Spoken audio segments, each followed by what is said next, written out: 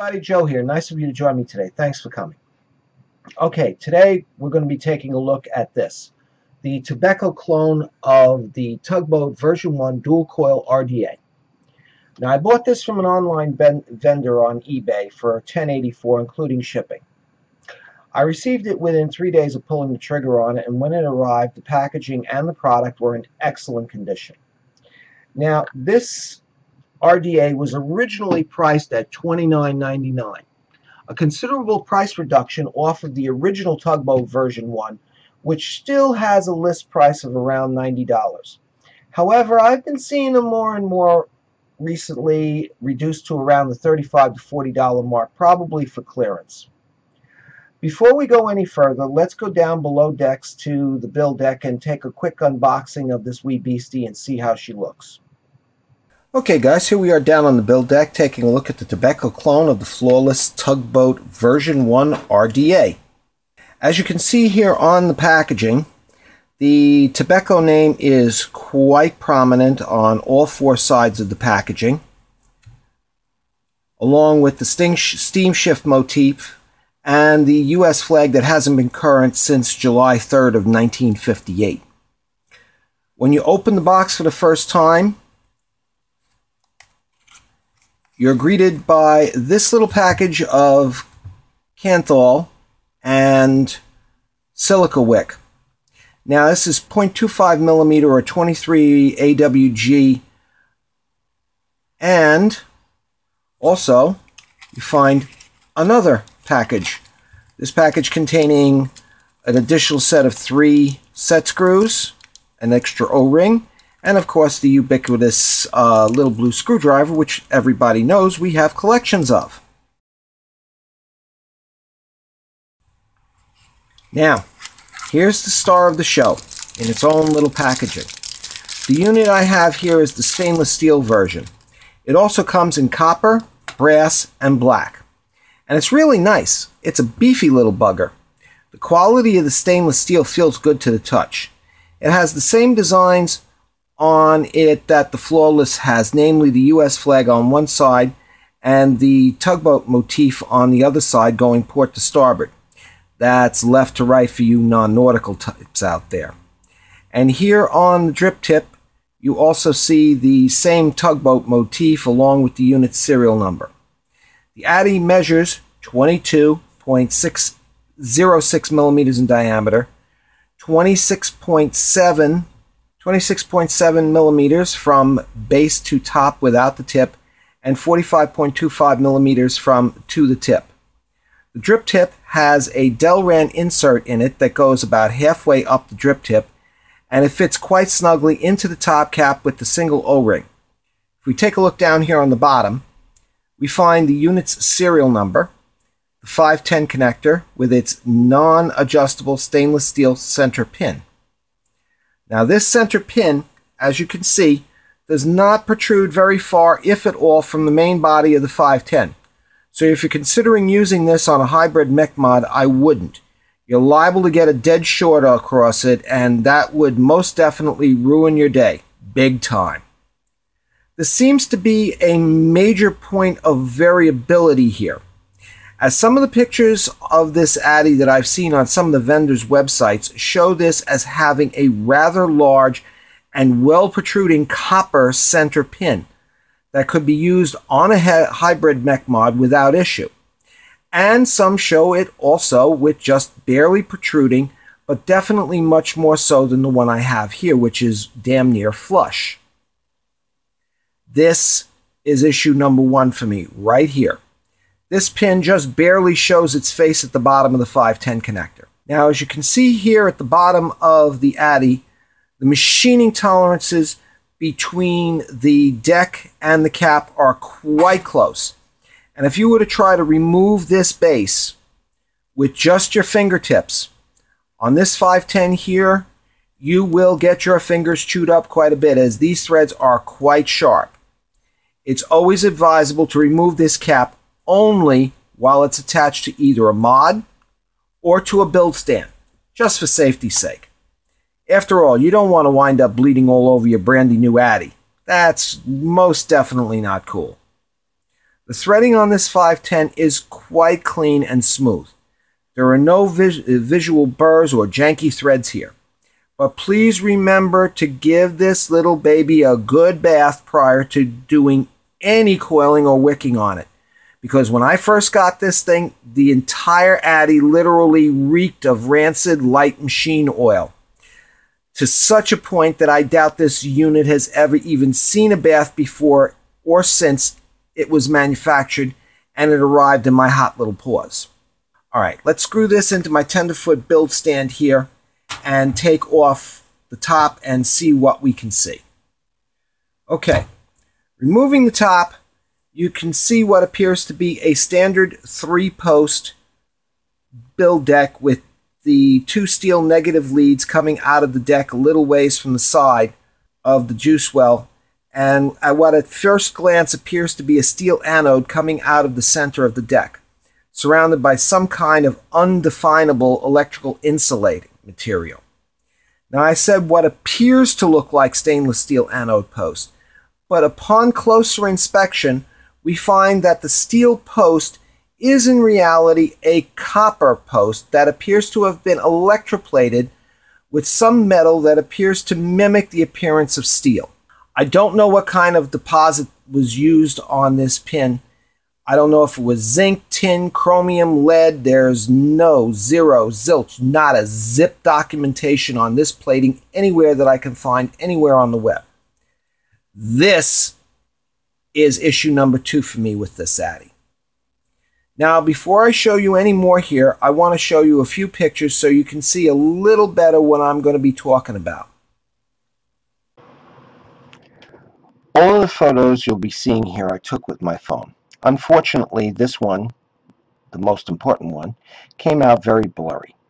At the distances that these were taken at, my phone will sometimes take exceptionally sharp and crystal clear pictures, and sometimes they come out, well, kind of looking like these, almost unrecognizable as anything except maybe some kind of a 3-post stripper build deck. Now, when I first got this stripper, as I was looking it over, I found that the center hold, or the positive or anode post, had not been drilled out completely. That's showed here. These photos, 3 through 6, show the center post of the dripper coated in its silverish cloak in various stages after I drilled out the post of the offending material and attempted to deburr the outside of it. Now, I have bought clones on eBay before. At first I didn't realize that they were clones. Call it the naivete of a new vapor learning his way around as he went, and for the most part, a few small and insignificant issues coming to mind offhandedly, I generally received a very good product that worked as well as the original for a fraction of the price. But this dripper was in a class all its own. The hole on the center post of the dripper was not completely drilled out, and the holes that were there were so small that I could barely get a single coil leg into the center post, let alone the dual coil setup that it was designed to handle. And I'm talking 28 gauge or 0.32 millimeter Canthol here, not 20, 22, or 24 gauge either. This is issue number 3 for me, and a major one at that. Now, I can already hear the chorus of voices out there saying, well, you get what you pay for. Well, this obviously came from Tobeco like this. Therefore, they, not the merchant, are responsible for the shameful condition that I found this RTA in when I received it. Now, let's discuss issue number 4 that I have with this Addy. The coil set screws. I did eventually manage to put in a dual coil build in this Addy after I corrected the issue of the holes. And I have successfully managed to vape on it. However, it was the biggest and nastiest bear and a half to do a build on that I have ever had the misfortune to do a build on in so far my life. I went through several coils before I was able to finally get 2 of them to take. Why did you have such a hard time, you might rightfully ask? Well, it all has to do with the set screws. You see, they not only kept clipping my Canthol, but I had to almost constantly reset the screws after the coils were set, fired, and cooled a while. and I had to recheck them constantly during the build.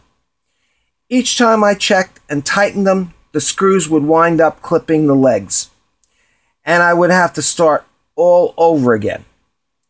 Frustrating is not the word for it, not even close by a country mile.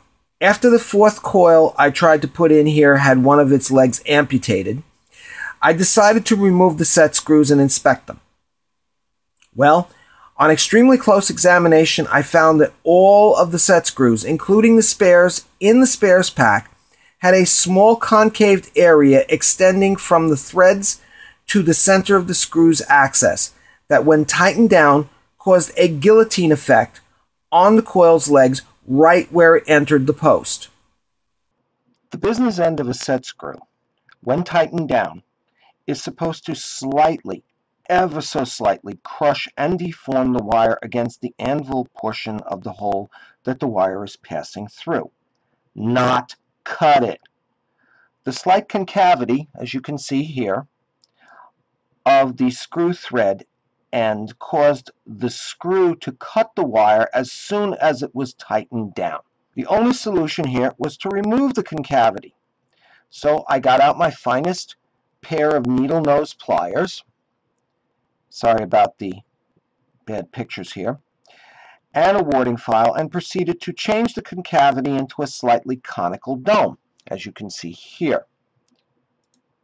After doing so to all 6 of the set screws, 3 in the dripper and the 3 spares, I was able to screw down the set screws without them clipping the wire off. Once again, sorry for the slightly bad pictures here. Okay, when I first got this dripper, I had all intentions of showing you how I would build it. That was until I had all of these issues. Now, if you'll forgive me, I will just show you everything after I've got the coils in place. I don't feel it's appropriate for me to use that kind of flowery language here on camera. So, if you will excuse me, I'll be back in a moment or two with the build in place. Okay, what we're looking at here is a screenshot of steam engine. It's what I use to calculate the coil's wrappings and its resistance, etc., etc. Just in case you don't know or you're not familiar with steam engine, here is its URL. Now, as you can see here, we're going to be using Canthal A1 28 wire gauge, or roughly 0.32 millimeters. This is going to be a dual coil setup with a final target resistance for the entire atomizer of 1.2 ohms. The diameter of the coils is going to be 3 millimeters with a leg length on each one of approximately 5 millimeters. The wrap spacing here says 0.01, which means that it's going to be a touching microcoil. Now, as you can see here, the steam engine calculated that the number of wraps to get a 1.2 ohm total resistance for the dripper, or 2.4 for each coil, would be 11.27 wraps. Now, since I don't know how to wrap a coil that's got 0.27 wraps on it, we're going to be going here with the full wrap figure of 11 wraps, which should give each coil a resistance of 2.34 ohms.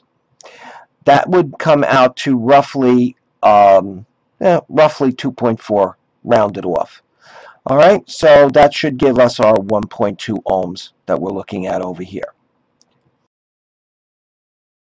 Okay, what we're looking at here is a parallel resistor formula. Now, like I said before, strictly speaking, the coils that we're putting into our atomizer are not really resistors. They're actually called inductors or coils. And they use at anything other than DC, which is what we're getting out of the batteries. They would have other properties which we're not worried about here. What we're worried about here is strictly the DC, or direct current, resistance of the coils. Now, for those of you who may not have done this in quite a few years, or may not have done it at all, I'm going to run this through for you so you have an idea of how you can do the math yourself. R1 stands for resistor 1, R2 stands for resistor 2, RT stands for the total resistance of both coils together in the atomizer, or what your atomizer will read when it's on your mod. So what you do is you take the resistance of coil 1 times that by the resistance of coil 2, and since these are going to be parallel coils, both of these will be identical. So this would be 2.4 times 2.4 divided by 2.4 plus 2.4. Then you hit the equal sign and you'll get, bada bing, 1.2. Okay? Try it out on your own calculator and you'll see what I'm talking about. Now, we're going to take a look at this. This is a simple circuit diagram of a dual coil rebuildable, of a dual coil RDA. All right? I just put this in here so you'd have an idea of what the electrons are looking at when you're looking at your atomizer as well as your mod. Starting here on the negative side of the battery terminal, the electrons are going to be sitting here waiting to get through this bridge gate. Now, when you throw this switch, which is your fire switch, and you close that circuit, the electrons are going to come flooding out here at the speed of light. They're going to race down this piece of wire here. And because we're dealing, like I said before, with DC circuitry, the electrons are going to hit this junction here, this fork in the road. When they get here, they're going to have a certain voltage. That's going to be your battery's voltage. That's going to be applied evenly to both sides, which is going to cause the current going through each one of these coils to be exactly equal, or roughly exactly equal. The electrons will then come through on both sides, get to this point, and then they'll flow back through the center post on your dripper back down to the positive side of your battery. That's it. As you can see over here, I included a little key so that way you can have a look at this whenever you want. Refer to it along with the other thing. If you don't care about it, then, you know, hey, at least I put it in here for you guys so that way you'd have an idea. Okay? Okay, so here we are back, and it's only taken me about 35 minutes, and it's only taken me about 4 coils to get it to the point where you're seeing it here now. 2 of those 4 coils here are here in the deck. As you remember, I was shooting for 1.2 ohms. Well, because we wound up losing 1 wrap from each one of the coils due to leg amputations, we're now reading 1 ohm. Oh, and by the way, as a matter of FYI, see this? This is called a vapor cube. This thing is only about 2 to 3 months old. And, well, it is not reading for diddly squat. I don't know why, but it's not. I have verified, not only on this Kanger Mini box, but also on my iStick 50 watt. As you can see, it says 1 ohm. And as you can see here also,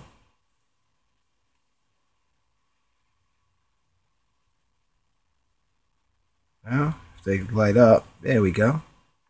They're lighting up really nice. I got it only at 12 watts. I don't want to stress them out too much. I've already got these things bedded in. And as you can see, they're glowing real nicely there. So, let me cool these things down a little bit. Ouch! Oh, by the way, you remember I was talking a little earlier about getting blood all over your ratty? Well, not only are you going to get blood, you wind up getting blood all over your ratty from the threads, but wound up getting blood all over my addy because I wound up ramming a piece of Kanthal right into my finger. Not fun. Okay. Alright, here's what we're going to be doing. We're going to wick this beastie up now and get this show on the road here. This is just a piece of Muji that I've already cut and made a nice little 45-degree angle on. We're going to take the hard outer skin off of this. I never use the hard outer skin. I prefer just making use of the nice, fluffy interior. This is a little bit hard to do rolling this thing right now because of the Band-Aid on here, which is always fun. So, what we're going to do now is just going to take this and you're going to make a little point out of it. And you're going to feed it in this way. Okay? Now, the reason why I'm doing it from this... Oops, sorry about that. The reason why we're doing it from this side is because of the fact that this side over here has got the most area. So I'm going to have the most cotton on that side. So that way we can make use of the full amount of space here in the juice well.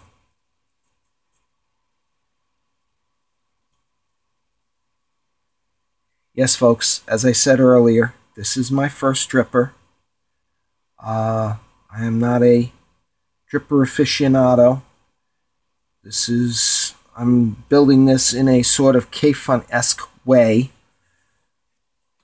since my experience has been mostly K-Funs. Well, K-Fun clones. So, all you folks out there who are in the dripper crowd, give a rookie a break, okay? Okay, so, yes, I use a dental probe too when I'm putting in wicks, because it allows me the most I can get finer control over inserting the wicks and positioning the wicks, especially inside the limited space of my K-Fun's build deck and the chimney piece that goes around it. So yeah, I prefer using that dental pick. It's just so much easier. Now, here we go.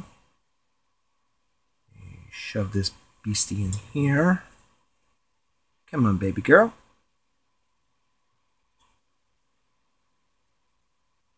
Come on. Oh, you're not going to be a good girl now, huh? All right.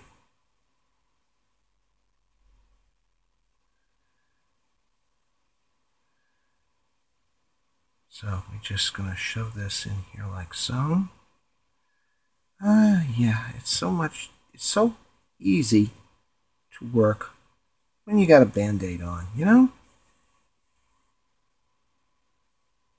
So much fun.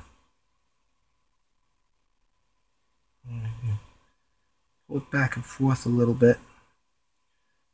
This side over here, I want to keep most of the cotton in.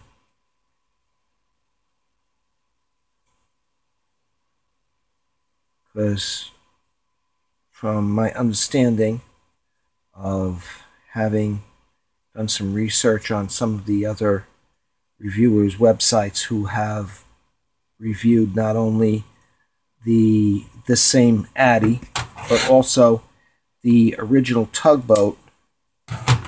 The original Tugboats had a tendency of leaking down onto the base down here.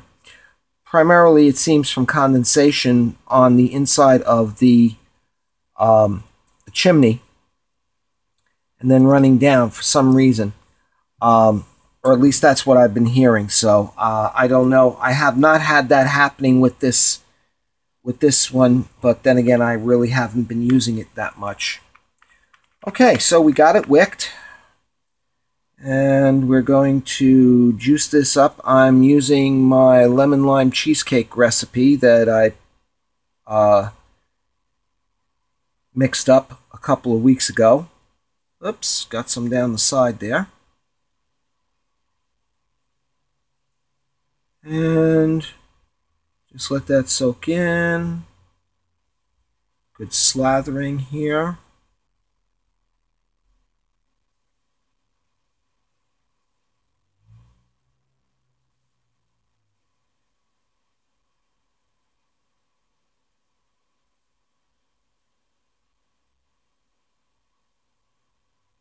Yeah, we're talking. This is a 30 PG 70 VG juice, and this is my. I prefer using a 3070 juice to something lower because I have some issues with PG. Namely, it rips any higher ratios like 50-50 or even 40-60 will generally rip the back of my throat out. So I have to go with 70 VG or higher. Okay, so we have it wicked, we have it coiled. I'm going to bring this up to my normal. I usually vape around 18.5 watts. So we'll start it at 18.5 watts, 4.3 volts, and let's see what we got. We have vapor. Yes, we have vapor. So let's put a little more juice on here. And we will go back up to FaceTime and wrap this beastie up. So, here we go. Okay, here we are back again topside with the freshly coiled and wicked Tobeco clone of the Flawless Tugboat version 1 RDA. Let's put a little juice in here and give her a vape and see how we go. 35 watts, 1 ohm at 5.9 volts.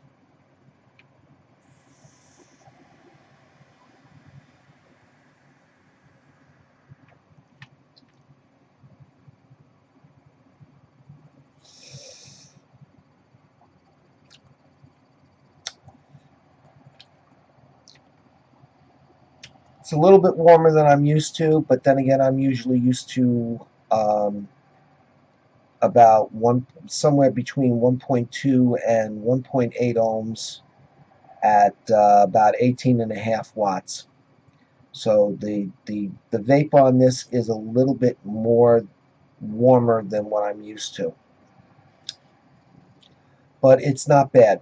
It's definitely tolerable.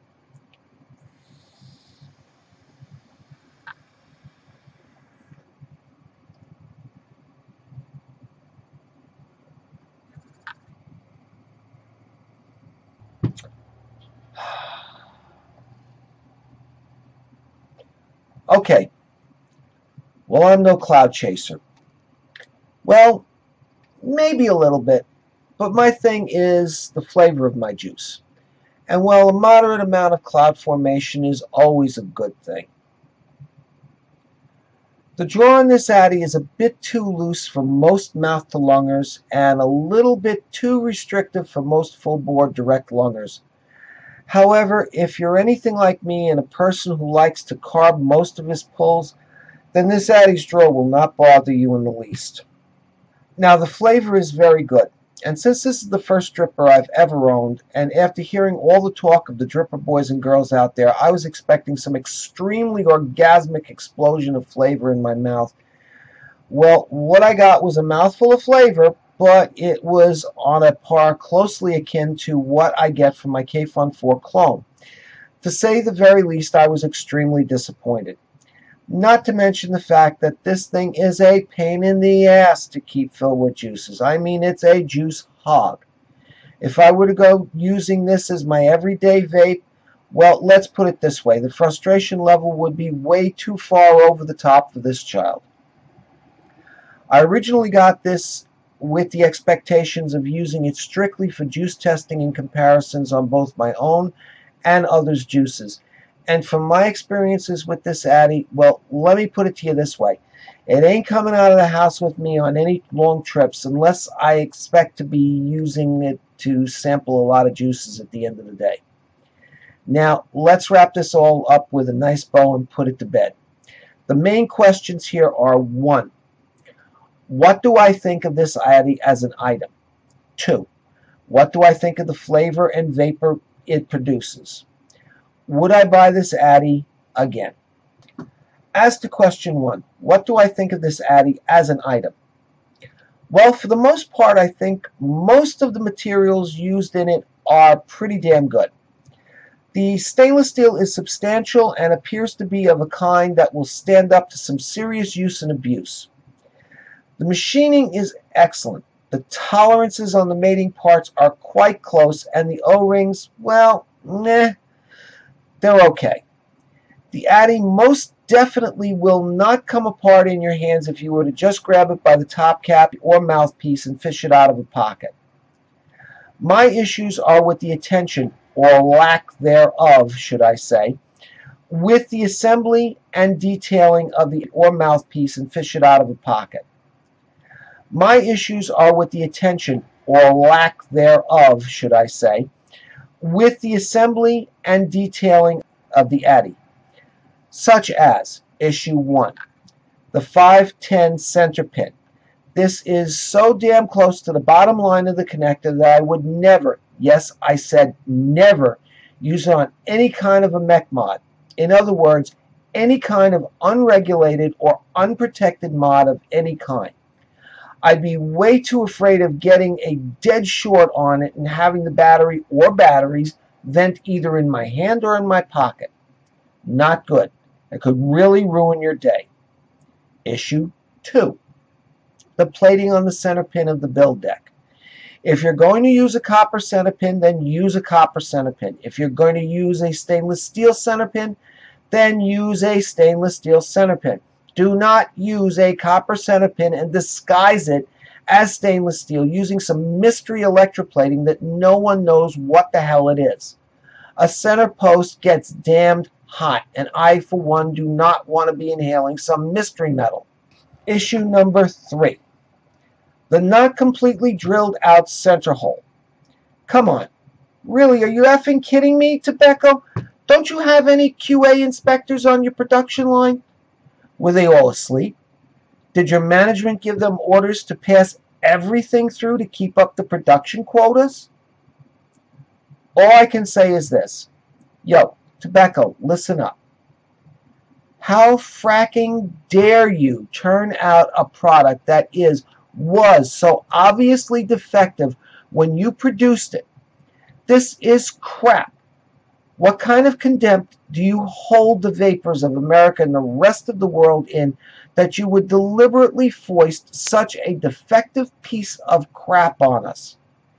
Now, I'm in the habit of praising people when they do well, and giving constructive criticism to those who try to do the right thing in the right way, but fall just a little short of achieving it. This, on the other hand, does not deserve the velvet glove. It demands the iron fist.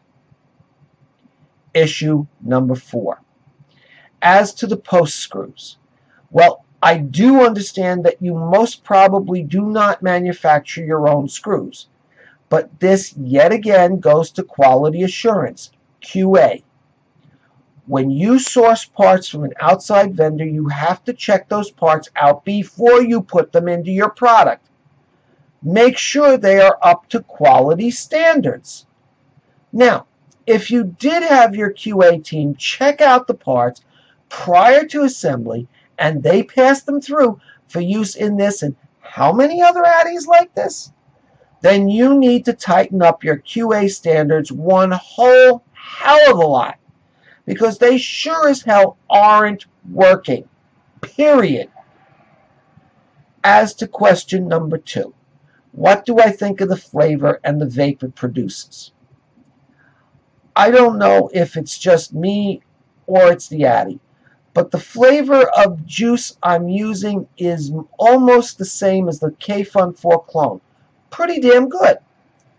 Like I said before, after hearing how the flavor is supposed to be from a dripper compared to a tank, I was expecting more. A lot more. And I didn't taste it. As to the vapor production, well, this is stellar. I can get the same amount of clouds I got from a full draw and carbing on my K-Fun with only half a draw and no carbing at all. Now, the $50,000 question. Would I buy this item again? No. I would not buy this Addy again. And I'm trying to be very nice and use the most diplomatic verbiage I can here. Did you hear me, Tobeco? I said, no, I would not buy this again. Even at the reduced price I got it for, and most certainly not its original price, even though it was a great price compared to the prices of the original device. No fucking way in hell. With the prices of the original Flawless Tugboats now down around the $35 to $45 mark, unless you're in need of a very cheap Addy, then go out and get an original Flawless, and you won't have to tinker with it like I did just to be able to vape it. Well, okay, I think that just about wraps this up, and I want to thank you all for joining me here today, and I hope to see you all here again soon. So until then, may the road ever rise to meet you. May the wind be ever at your back. Take care and God bless. Bye for now.